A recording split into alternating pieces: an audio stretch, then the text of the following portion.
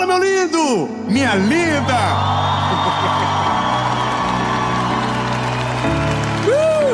Chegamos no meio da série Sabedoria. E essa mensagem é uma das mensagens talvez mais difíceis de pregar, porque ela toca em um ponto muito sensível do nosso coraçãozinho. Eu quero muito que você fique comigo até o final, principalmente se você está passando por algo que você pode chamar de humilhação. Eu quero começar a mensagem, só vou te pedir um favor. Se inscreve no canal, bebê. Se você ainda não é inscrito, se inscreve, ativa o sininho.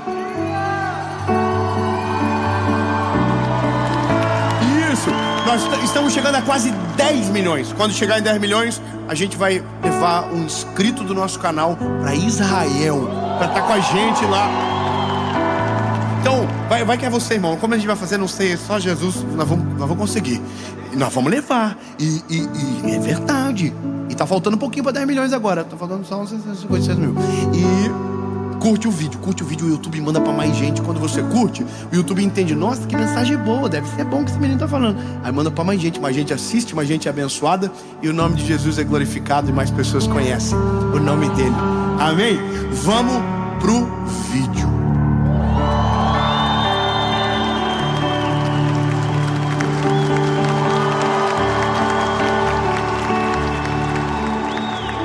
Segundo Reis, capítulo de número 5, diz o seguinte: ora, Naamã, capitão do exército,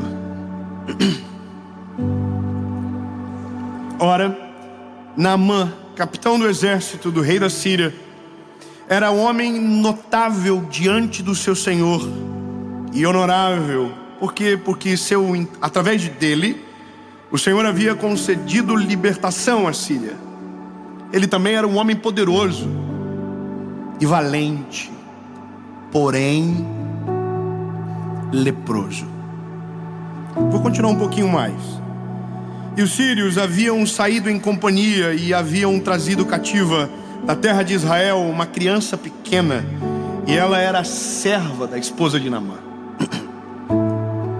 E ela disse à sua senhora: tomara que o meu senhor estivesse com o profeta que está em Samaria, porque ele o restauraria da sua lepra.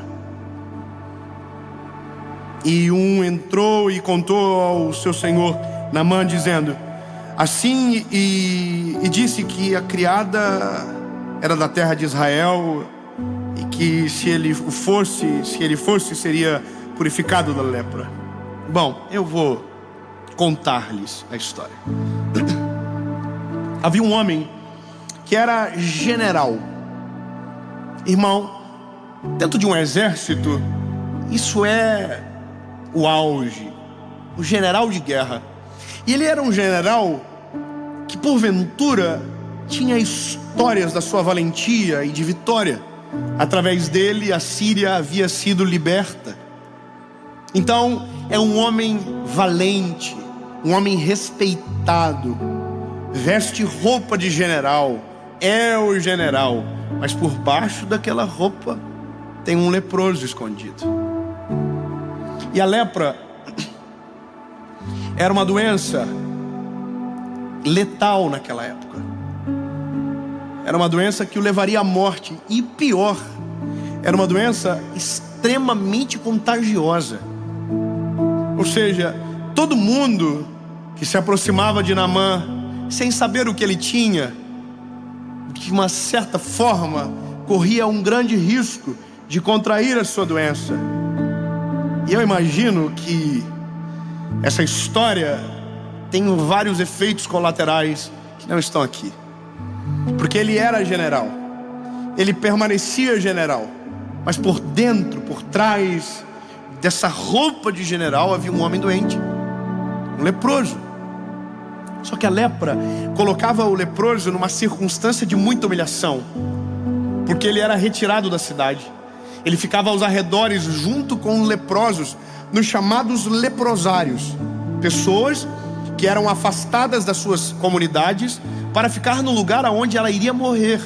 E esse era o final. Então a pessoa saía da onde estava para ficar naquele leprosário, e ali era o último endereço dela, porque provavelmente morreria ali. Não havia cura. E essa é a questão. O nosso menino Naamã, ele está o que a gente chama entre a cruz e o punhal. Ele pode fingir que nada está acontecendo e permanecer sendo general. Qual é o risco?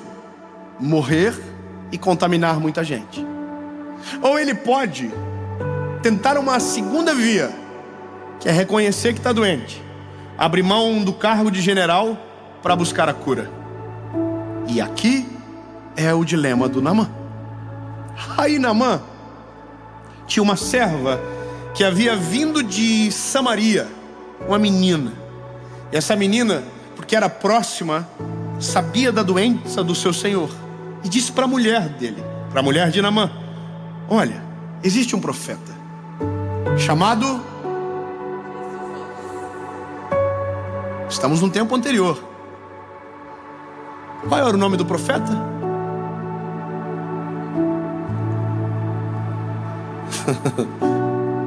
Eu não li essa parte? Mas e a escola bíblica dominical? O Eliseu. O nome do profeta era Eliseu.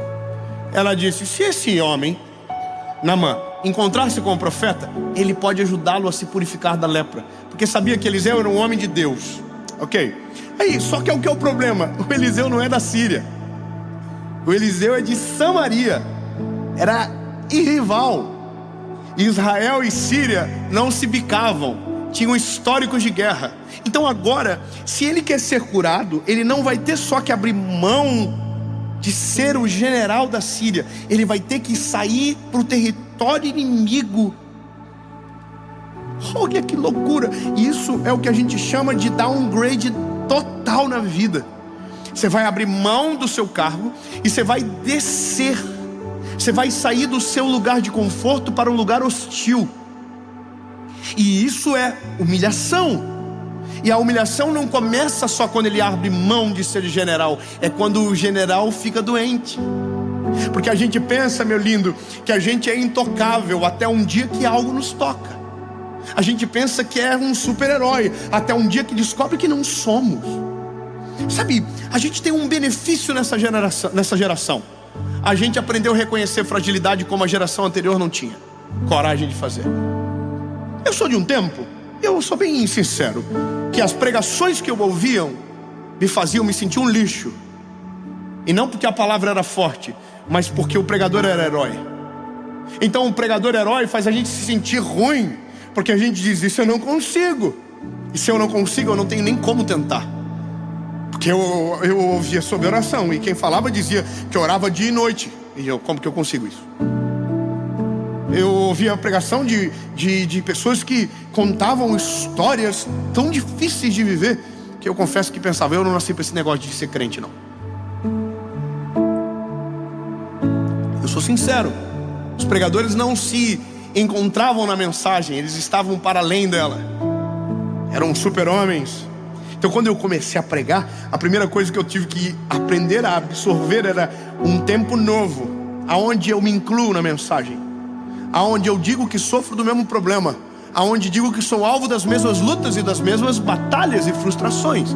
Então entenda, é difícil admitir doença quando você pensa que é um super-herói. Naamã tinha tudo, porém era leproso. Esse é o primeiro momento da frustração ou da humilhação da vida dele. Um homem com tanta história, de repente ficar fragilizado. Eu sempre dou um conselho para pessoas que me cercam: vá a um hospital. Vá a um hospital, faça uma visita, e você vai ver o que é o ser humano. O ser humano é a pessoa mais frágil que existe. Lindo, uma bactéria minúscula, microscópica entra no teu corpo e vai para o lugar errado e mata você. A gente é muito frágil. Veja, reconhecer isso é importante, mas não é só aqui que começa.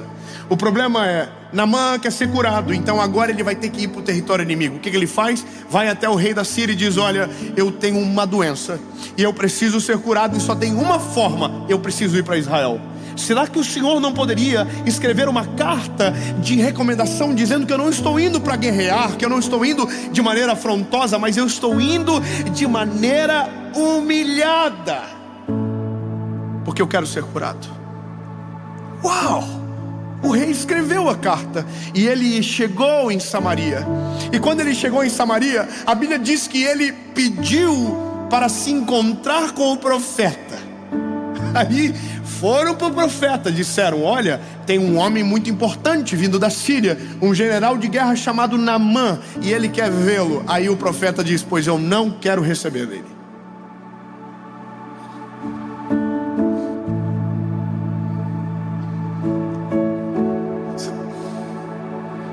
Peraí, o profeta é um homem de Deus, e o homem de Deus está dizendo: não quero papo com esse cara não. Aí o que a gente pensa de cara? Meio duvidoso esse profeta. Mas se o profeta for o resultado, ou o remédio que ele precisa antes da cura?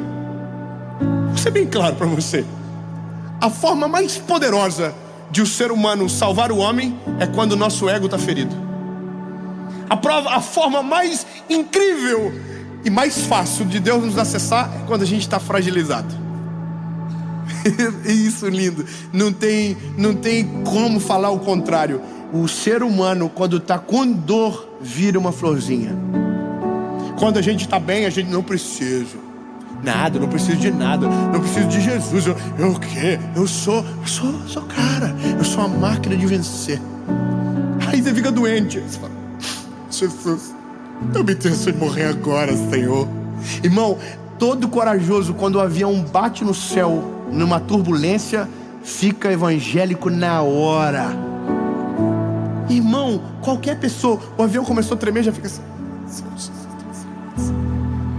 Pode observar, porque o ser humano, quando está fragilizado, abre a guarda. Você entende? O profeta está colocando o negócio para pior, para a vida do tal do Naamã, irmão. Porque daí, eu vou ler que é melhor. Eu vou ler o que o profeta diz, porque parece que é tão doido que ó, quando a carta do rei chegou, que ele rasgou as suas vestes, disse: sou eu Deus para... Peraí.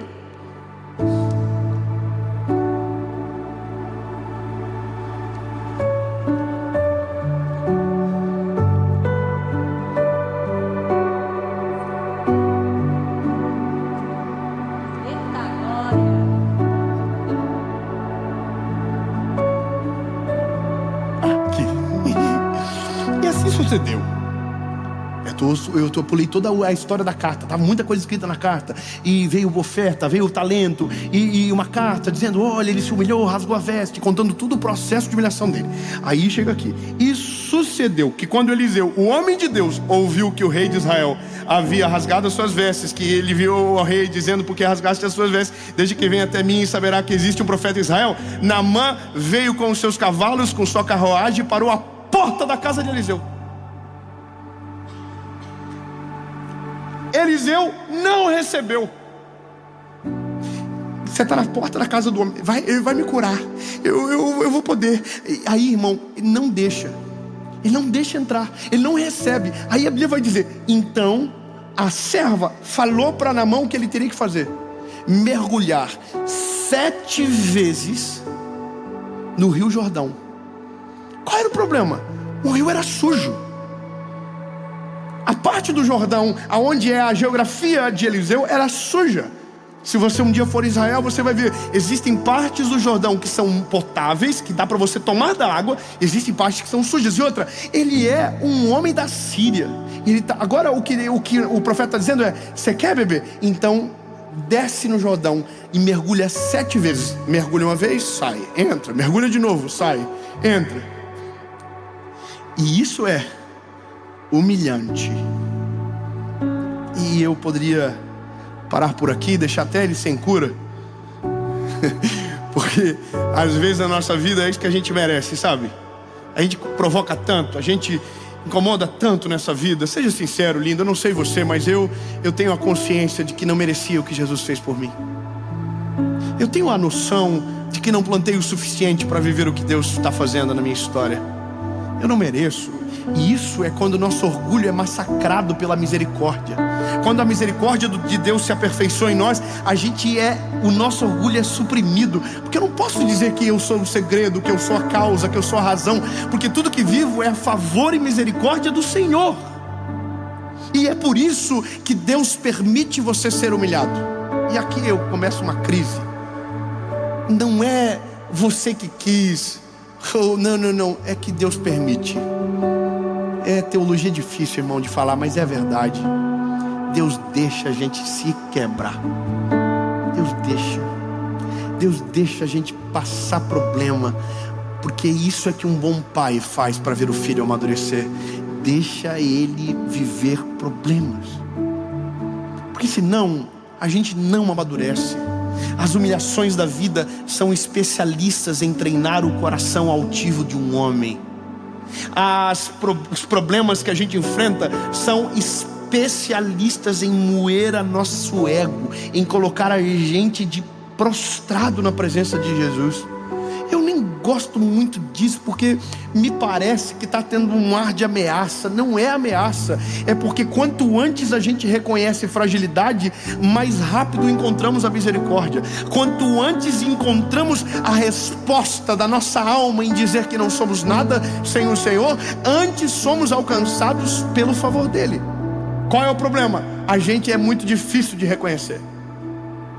É difícil deixar de ser general. É difícil de abrir mão da nossa roupa. É difícil de abrir mão da autoridade que estamos revestidos. É difícil de abrir mão da nossa história. E é isso, quando Deus entra, Ele exige de nós, e isso é natureza de Deus, que a gente abra mão de controle, que a gente reconheça quem nós somos. Porque a graça de Jesus, ela é a graça de não merecermos, mas se aperfeiçoa quando reconhecemos isso. Lindo, a chave disso aqui é: quanto mais tempo você demora para se render, mais difícil fica. Quanto mais tempo você demora para reconhecer quem você é, mais difícil a sua vida se torna. E não é porque Deus deixa pior, é porque a vida se encarrega disso. A vida é profissional em encurralar orgulhosos. A vida, quando eu digo, é a vida, o contexto. Quem é orgulhoso não ouve conselho, pronto. Quem é orgulhoso não aceita repreensão, pronto. Quem é orgulhoso não ouve ninguém. Quem é orgulhoso pensa que está certo toda a vida. Quem é orgulhoso não olha com humildade para o próximo. Quem é orgulhoso se sente superior aos demais. Precisa que Deus faça alguma coisa para essa pessoa sofrer? É óbvio que não, ela sofre sozinha. Quem é orgulhoso não perdoa. Quem é orgulhoso não consegue liberar perdão. Quem é orgulhoso não consegue dizer que ama. Quem é orgulhoso não consegue abraçar com humildade. Quem é orgulhoso não se sujeita a nada. E isso é a gente. Nós somos assim. Quando você tiver um filho, você vai descobrir que a criança, ela nasce orgulhosa. É difícil isso, mas é a verdade. A criança precisa de regra, de limite. Ela precisa ser educada, ela precisa ser amada, mas ela nasce com a sensação de que ela pode tudo. Irmão, a minha filha subiu numa cadeira e ela se jogava se eu não pegasse ela. A cabeça dela não vai dar nada se ela cair. Até o dia que ela cair mais baixo, ela vai olhar para mais de cima e dizer: se aqui eu machuquei, lá em cima eu vou me estabanar. Por isso, o nosso orgulho é testado nas dores da vida, e ele é massacrado nelas. E aqui, lindo, eu prefiro ter um final feliz. Senão todo mundo vai ficar com essa carinha assim: poxa, a vida toda vai ser humilhação, então. Ai, gente, não sei como te dizer isso. É que de um certo jeito, a gente vai ser trabalhado por Deus o resto da nossa vida. Irmão, todos os dias da nossa vida, Deus vai estar trabalhando no nosso orgulho, porque o maior inimigo do ser humano não é o diabo, o maior inimigo do ser humano não é o invejoso, o maior inimigo do ser humano não é o maldizente, o maior inimigo do ser humano é ele mesmo, o orgulho. O orgulho tem a capacidade de nos destruir, tem a capacidade de nos afastar de Deus, tem a capacidade de fazer a gente perder tudo, tendo tudo para ser feliz e viver bem. Por isso, se tiver algo que precisa ser vencido e rápido, é você com você.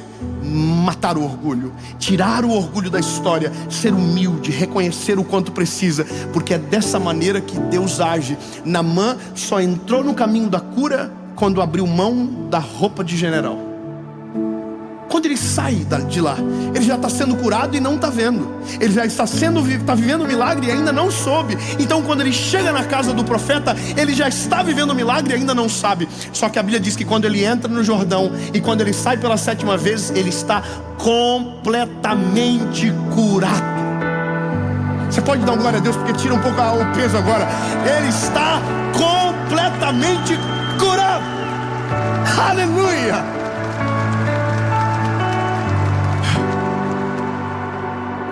Bebê, vou falar uma coisa bem importante. Você só vai ser achado o dia que reconhecer que está perdido. Você só vai ser curado o dia que reconhecer que está doente. Você só vai ser e se sentir amado de verdade o dia que descobrir que sem Jesus você não consegue. E é isso, acabou. O Evangelho destrói as nossas barreiras, as nossas crises, o nosso orgulho, coloca a gente no lugar certo e devolve para nós a capacidade de ser amado pelo Senhor Jesus. Quando tiramos o orgulho, somos achados de maneira sobrenatural. Quando reconhecemos que estamos doentes, o Senhor Jesus nos cura. Quando reconhecemos que estamos perdidos, Ele nos acha. E a vida muda nesse dia, quando Ele nos acha. Eu sou um evangelista. Essa é a minha razão de viver. Eu prego o Evangelho para todo mundo. E uma das coisas que mais me incomoda é quando alguém diz que a massagem do ego é a mensagem evangelística. Porque quando você trata as emoções de alguém, quando você fala com amor na fala, quando você usa o Evangelho para resgatar a esperança, somos tentados a pensar sobre isso. Então eu sou o centro, então é tudo para mim. Não, lindo. Toda vez que o Evangelho é pregado, ele faz o contrário dentro do ser humano. É a gente que às vezes não deixa acontecer por completo. Ele faz a gente crer de verdade que sem Jesus não somos nada. Ele faz a gente entender que a fonte do milagre é Jesus. A razão da nossa existência é Ele. Para Ele, por Ele, todas as coisas. Esse é o Evangelho verdadeiro de Jesus. Só que de verdade, eu concordo quando precisamos resgatar alguns pontos sensíveis. E o ponto mais sensível do ser humano, sim, é o orgulho. Ô lindo, eu vou fazer um apelo aqui agora. Não é pesado o clima, não pesou? Vou fazer porque essa é a razão da palavra. Veja, olha o declínio. General, leproso, imigrante, rejeitado pelo profeta, sujo num rio apodrecido. Só que daqui ele sai para outra posição, curado. Tem mais, aprovado, reestabelecido, general de novo. Você entende? Os altos e baixos fazem a gente lembrar de quem somos e de quem não somos, o que temos e o que de verdade não temos. E a pergunta é, lindo, se você está doente, reconhece hoje que precisa ser curado. Se você está com saudade de Jesus, volte para Jesus hoje. Não deixa para amanhã. Não permita nenhum dia mais na sua vida, mas reconheça que você não pode sem Ele. Entregue a vida de uma vez por todas. Essa semana a gente estava no Natal ministrando e eu fui almoçar num lugar, e quando a pessoa me viu, ele pensei, meu Deus, Dave? Eu falei, oi, Joe.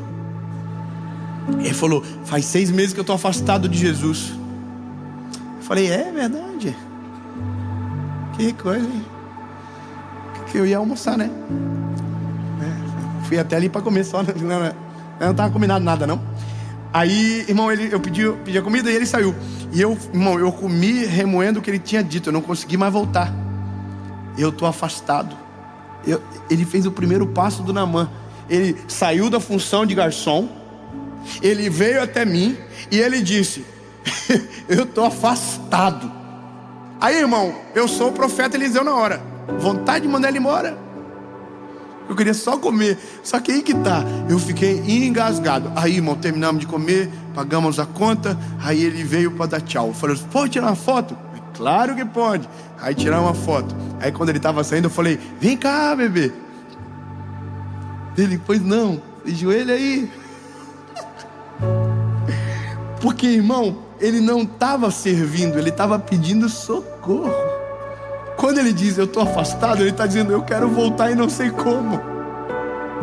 Quando ele diz, eu estou longe, é porque ele quer voltar e não sabe como fazer. Eu falei, vem cá, lindo, quer voltar para Jesus? Quero. Joelho agora, nós vamos orar agora, no meio da praia, não importa o lugar. Volta, vamos orar agora. Aí, irmão, ele dobrou o joelhinho e eu comecei, repete comigo. Ele, Senhor Jesus, te reconheço como meu Salvador. Perdoa os meus pecados, apaga o meu passado, escreve meu nome no livro da vida. Eu nunca mais serei o mesmo, em nome de Jesus, amém. Voltou a ser garçom, mas agora o nome dele está escrito no livro da vida. A alma está sendo restaurada e o espírito foi recuperado imediatamente. Irmão, não precisou 7 vezes mergulhar, mas se você precisar, Deus vai fazer. Melhor reconhecer logo, bebê. Não estou ameaçando não, tá? Mas não precisa esperar a doença para reconhecer que Jesus é a cura. Não precisa de dor para reconhecer que você precisa dele. É só você reconhecer que mais importante do que a roupa que você veste é o Deus que guarda o teu coração. Que mais importante do que quem você é quem Ele é e o que Ele fez por você. O nosso orgulho, quando quebrado, revela de nós a melhor parte, o lado que depende de Jesus de maneira completa. A humilhação é a melhor escola da vida do homem. A humilhação retira da gente o que é a essência. É o que recupera a nossa humanidade. É o que faz a gente olhar pra gente e dizer quem somos de maneira nua e crua. Eu sei do que eu tô falando pra você, porque já passei pela humilhação. E não foi no ministério, foi na minha vida mesmo. Mas essa história a gente deixa para outro dia, porque hoje você pode acelerar todo esse processo com uma oração. Jesus não precisa de tempo difícil para reconhecer que o Senhor acalma a tempestade. Não precisa de dor para reconhecer que o Senhor é a cura. Não precisa de crise para saber que o Senhor é a solução. Hoje eu reconheço, Tu és o meu Deus e o meu Salvador, e eu não sou nada sem o Senhor. Se você precisar voltar para Jesus, volte hoje. Se você precisar entregar a sua vida para Jesus, entregue hoje. Olha que loucura, você consegue entregar para Jesus de graça, mas você vai ter que reconhecer que foi o teu pecado que colocou Ele na cruz. É difícil, né? Porque a gente diz, nossa, sou bom nada, ruim. Você é ruim. Fala pro irmãozinho do lado, fala, você é ruim. Fala pra esposa, tá baseado na palavra. Pode falar, tá vendo? Eu tô falando, é Jesus. É isso. Eu vou fazer a pergunta. Se a sua decisão for sim, você vai levantar a mão. Olha que incrível. Mexe no orgulho, trabalha no nosso orgulho. Mas sabe qual que é a loucura? Para tomar decisão não tem que ficar bom, não tem que melhorar na hora. Me explica melhor. É que a gente diz, o dia que eu for bom, eu faço. Você nunca vai ser. Então é reconhecer que você precisa de Jesus até para melhorar. Eu preciso de Jesus até para amar. Eu preciso de Jesus até para perdoar. Eu preciso de Jesus para tudo. Amém? Eu vou perguntar. Se você quer tomar essa decisão, você vai levantar sua mãozinha. 1, 2, 3.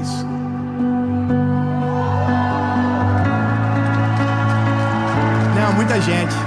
Não. Muita gente ruim no ambiente.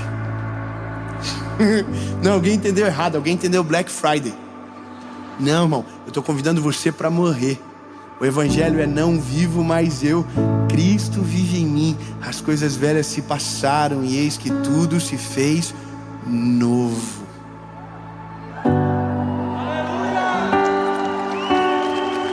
Aquele que quiser vir após mim, negue-se a si mesmo, tome a sua cruz e siga-me. Então é para você, Tem certeza? Se você estiver aqui, você levante a mão. Se você estiver na tua casa, onde você estiver, fecha o olhinho. Se quiser dobrar o joelhinho, pode dobrar também. Mas às vezes no Uber não vai pegar bem, né? No ônibus, no trabalho, deixa pra lá. Depois você dobra o joelhinho. Mas se você estiver tomando a decisão, deixa no comentário que você tomou a decisão. A gente quer orar por você e quer te ajudar a continuar a caminhar. Aqui, você vai levantar a mão. Tem certeza? Eu vou perguntar de novo, tá? Double check. Prova real. Nós não estava combinado de ter tanta gente ruim junto. 1, 2, 3.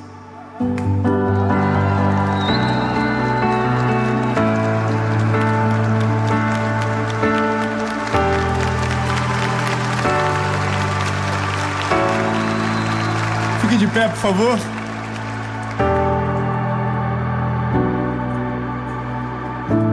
Se tiver alguém perto de você que está tomando essa decisão e você a conhece, ama ela, dê um beijo nela, dê um abraço nela.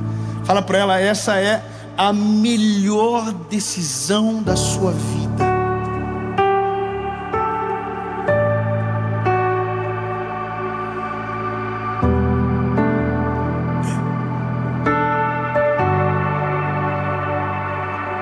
Você não tem ninguém para te abraçar aí, né, lindo? Oh, sinta-se abraçado agora pelo divino. Somos tudo igual, precisamos de Jesus da mesma forma. Que bom que você entendeu. Que bom que você aproveitou a fase ruim, as coisas difíceis da caminhada para tomar a melhor decisão da sua vida. Se essa é a razão, você vai fechar os teus olhinhos agora e você vai repetir comigo uma oração, palavra após palavra. Diga comigo quem está tomando a decisão. Diga, Senhor Jesus,